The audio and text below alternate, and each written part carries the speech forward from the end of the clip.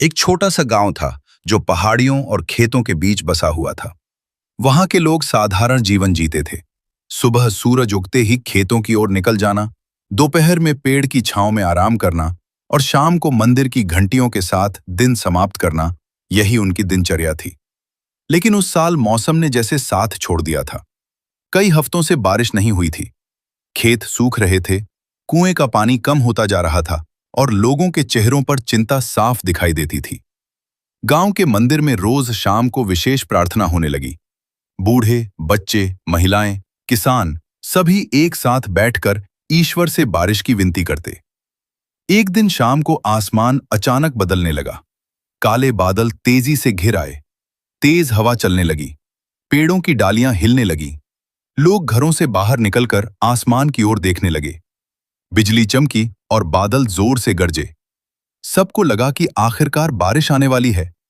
पहली बूंद गिरी, लेकिन वह साधारण पानी की बूंद जैसी नहीं थी।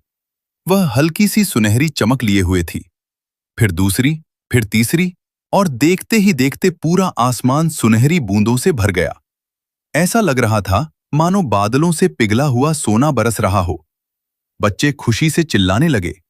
कुछ लोग हाथ जोड़कर आसमान की ओर देखने लगे। कई लोगों की आंखों में आंसू आ गए।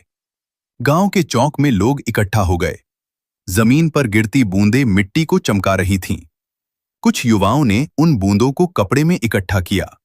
वे चमकदार थीं, लेकिन हाथ में लेने पर पानी जैसी ठंडी नहीं लग रही थीं। पूरे गांव में चर्चा फैल गई कि यह चमत्कार है।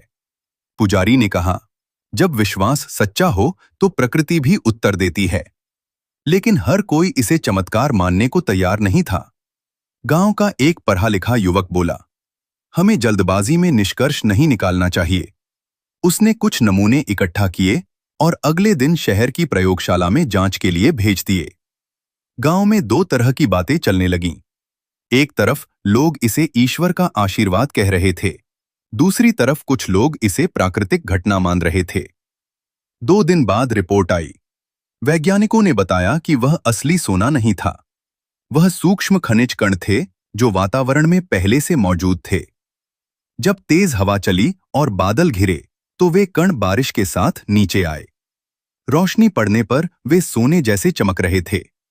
जैसे ही वे सूखते गए, उनकी चमक फीकी पड़ने लगी।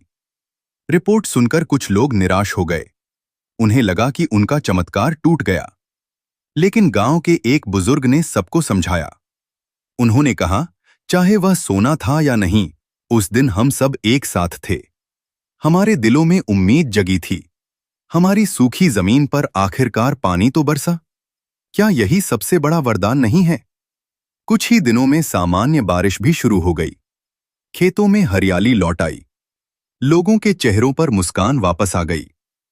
सुनहरी बारिश की घटना भले ही वैज्ञानिक रूप से समझा दी गई हो, लेकिन उसने गांव को एक नई सीख दी। उसने सिखाया कि विश्वास और विज्ञान एक दूसरे के दुश्मन नहीं हैं। विज्ञान हमें कारण बताता है और विश्वास हमें हिम्मत देता है।